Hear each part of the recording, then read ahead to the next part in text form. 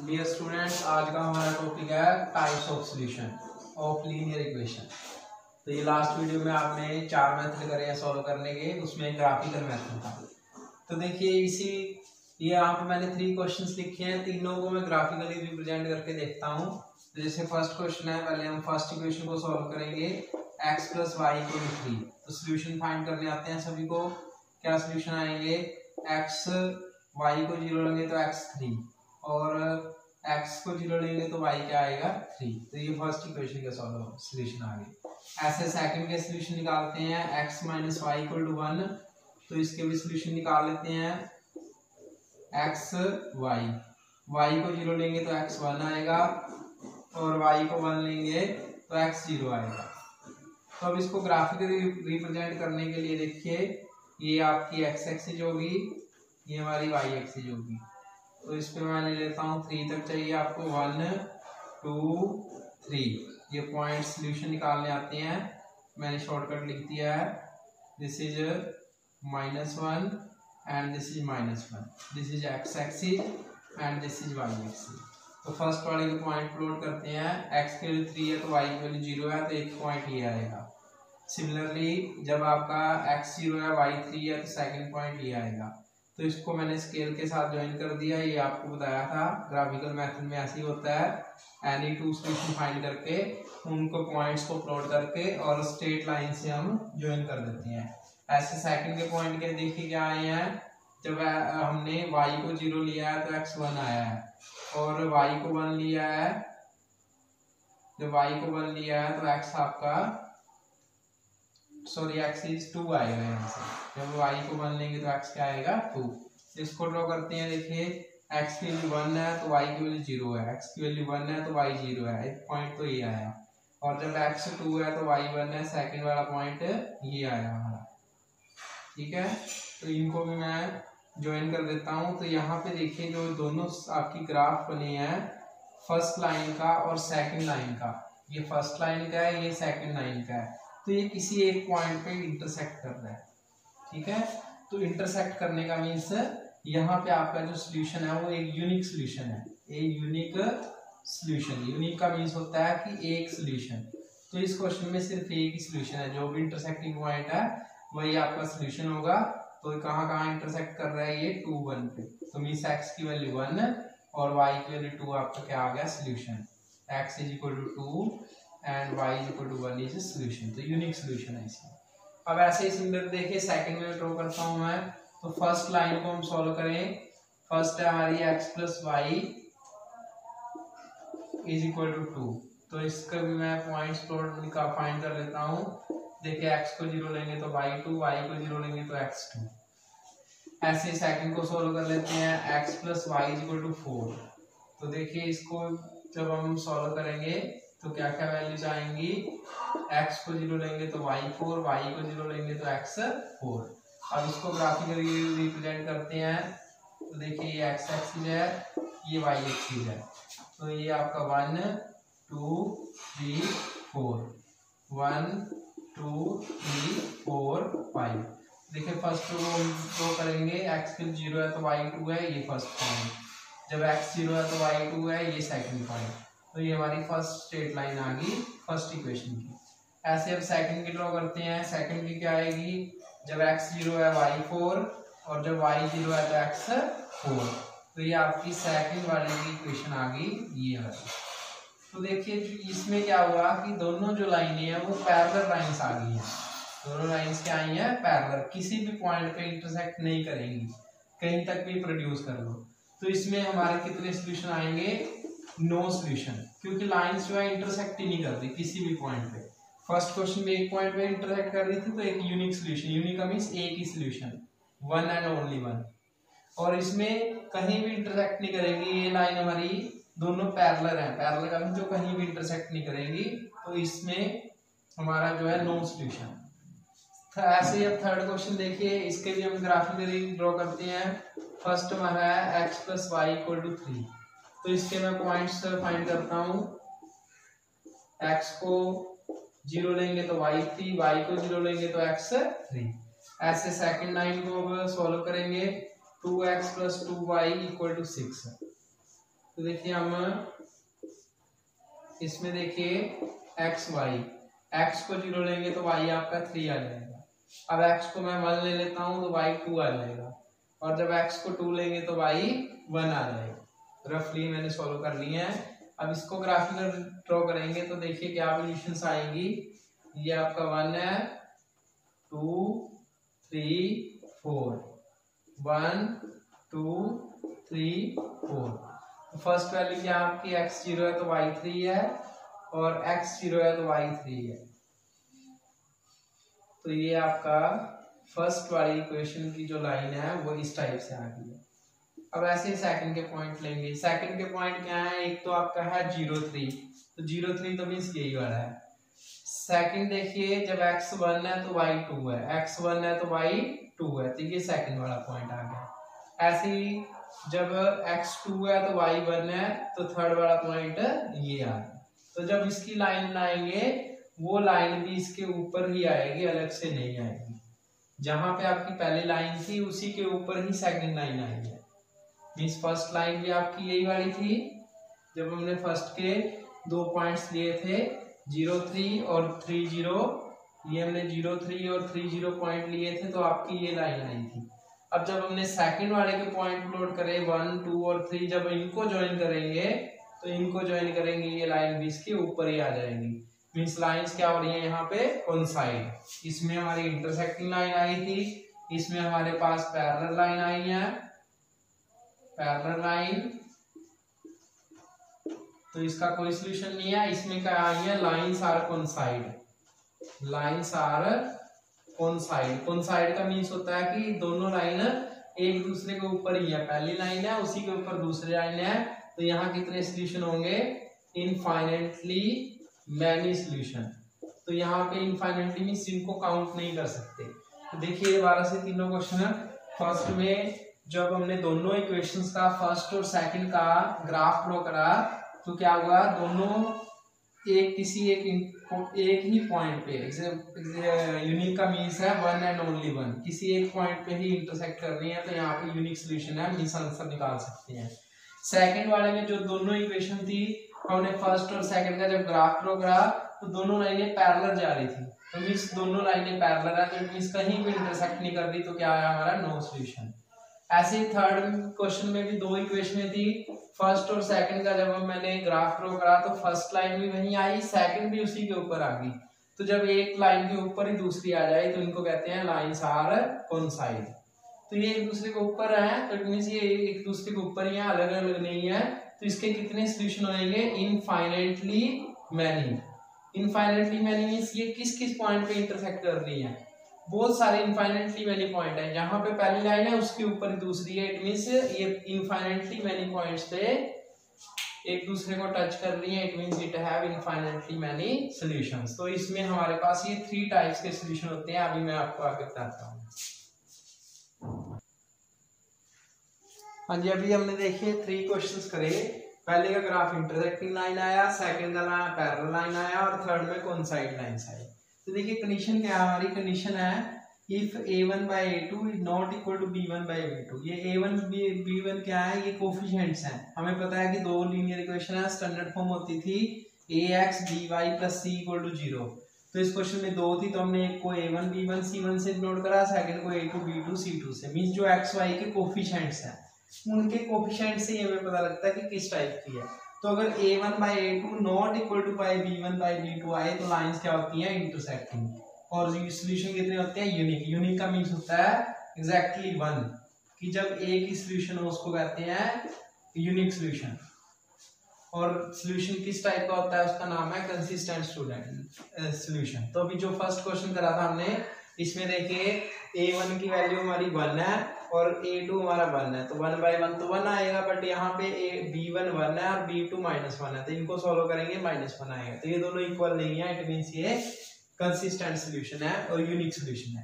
Second condition है कि अगर a1 by a2 equal to b1 by b2 but not equal to c1 by c2 आए तो lines किस टाइप की बनेगी, पैरेलल, जैसे इसमें बनी थी। और ये कितने सॉल्यूशन होते हैं, नो सॉल्यूशन, और इसको कहते हैं इनकंसिस्टेंट सॉल्यूशन। जैसे सेकंड क्वेश्चन करा था हमने, देखिए x1 के साथ यहाँ पे a1 1 है और यहाँ भी 1 है, तो 1 by 1 1 आएगा।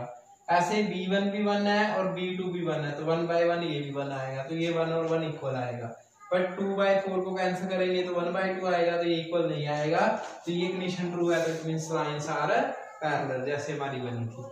ऐसे थर्ड कंडीशन है कि A1/A2 equal to B1/B2 equal to C1/C2, अगर ये आ जाए तो लाइंस क्या होती हैं, कोइंसाइड का मींस एक के ऊपर ही दूसरी आएगी, जैसे अभी हमने करके देखा। तो इसको भी सॉल्यूशन कितने होते हैं, number of solution, infinitely many solution, और कंसिस्टेंट सॉल्यूशन का टाइप है। तो जैसे हमने देखा ये एग्जांपल थर्ड दिया था, यहाँ A1 हमारा 1 है और A2 2 है, तो ये भी 1/2, B1 भी 1 है, B2 भी 2 है, तो 1/2, ऐसे 3/6 भी क्या आएगा, 1/2। तो ये आपने टेबल सारी कॉपी में नोट करनी है। इस टेबल पे डिपेंड करता है कि सॉल्यूशन किस टाइप का है, तो हम उनके जो भी दो लीनियर इक्वेशन होंगी उनके कोफिशिएंट से चेक कर सकते हैं कि किस टाइप की लीनियर इक्वेशन है। नेक्स्ट देखिए, इसी ग्राफिकल मेथड में ये क्वेश्चन रहता है, ये इस टाइप का भी आ जाता है कि पहले तो इनको सॉल्व करना है, दो लीनियर इक्वेशन है। Hence write value of coordinates of points of triangle formed by these two line and x axis, जो इन दोनों लाइनों से और एक्स एक्सिस ये यूज करके ट्रायंगल बनी है, उनके कोऑर्डिनेट निकालने हैं। हेंस फाइंड आल्सो एरिया, और उसका एरिया भी फाइंड करना है। तो देखिए पहले हम सॉल्व करेंगे, ये आपको बता रखा है ग्राफ कैसे बनेगा इसका। पहले दो सॉल्यूशन फाइंड करेंगे, सॉल्यूशन फाइंड करने आपको बता रखे हैं, कैसे फाइंड करेंगे, कोई भी दो सॉल्यूशन फाइंड करने हैं। x को 0 पुट करेंगे तो y 5 आ जाएगा, y को 0 लेंगे तो x 5 आ जाएगा, और ऐसे ही x को 2 लेंगे तो y 3 आ जाएगा। ऐसे ही सेकंड इक्वेशन के भी सॉल्यूशन निकाल लेंगे, x - y = 1। तो सॉल्व कर लेते हैं, x को y को 0 लेंगे तो x 1 आ जाएगा, y को 1 लेंगे तो x 2 आ जाएगा, और y को 2 लेंगे तो x 3 आ जाएगा। तो अभी इसको ग्राफ पे ड्रॉ करते हैं। ग्राफ बनाएंगे जब, देखिए 1 2 3 4 5, 1 2 3 4 5। तो फर्स्ट वाला आपकी लाइन क्या है, 0 1 0 5 एंड 5 0 एंड 2 3 2 3, तो मीन्स x 2 है तो y 3 है। तो ये फर्स्ट लाइन का आपका सॉल्यूशन, आपने लाइन ड्रॉ कर ली है, ठीक है। आप ग्राफ पे बनाओगे तो बिल्कुल एग्जैक्ट बनेगी। ऐसे ही सेकंड के ड्रॉ कर लो, 1 0 और 2 1, कोई भी दो सॉल्यूशन ले लेंगे। अब इसको हम ड्रॉ कर देंगे तो ये आपका सेकंड वाला आ जाएगा। तो हमें देखिए जब इन दोनों लाइंस को हमने ड्रॉ कराया, वन लाइन ये फर्स्ट लाइन की इक्वेशन है, ये सेकंड लाइन इक्वेशन की हमारी लाइन है। तो यहाँ तक तो आपने पहले भी ड्रॉ कर रखी है। जो इनका इंटरसेक्टिंग पॉइंट होता है ये क्या होता है, इसका सॉल्यूशन होता है। तो ये सबसे पहले यही निकाल लेते हैं कि ये सॉल्यूशन कौन सा है। ये हमारा आ जाएगा x की वैल्यू 3 और y की वैल्यू क्या आ जाएगी आपकी 2।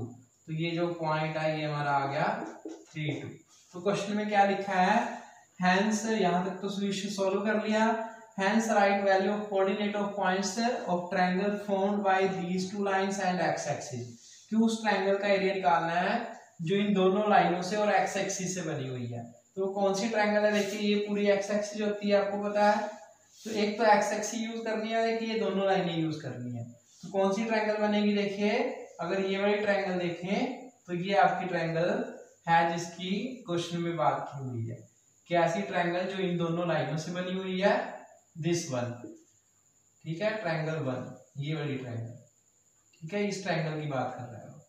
तो ये आपकी ट्रायंगल है जो इन दोनों लाइनों से बनी हुई है और x एक्सिस से बनी हुई है। तो इसके कोऑर्डिनेट कौन से आएंगे, एक तो वैल्यू यही है, इसका नाम मैं a ले लेता हूँ 3 4, और b हमने ले लिया इसको, b की वैल्यू कितनी है 1 0, और ऐसे ये c ले लिया हमने, c की वैल्यू कितनी है 5 0। तो यही क्वेश्चन में लिखा था कि इसकी ट्रायंगल के हमने वैल्यू फाइंड करनी है।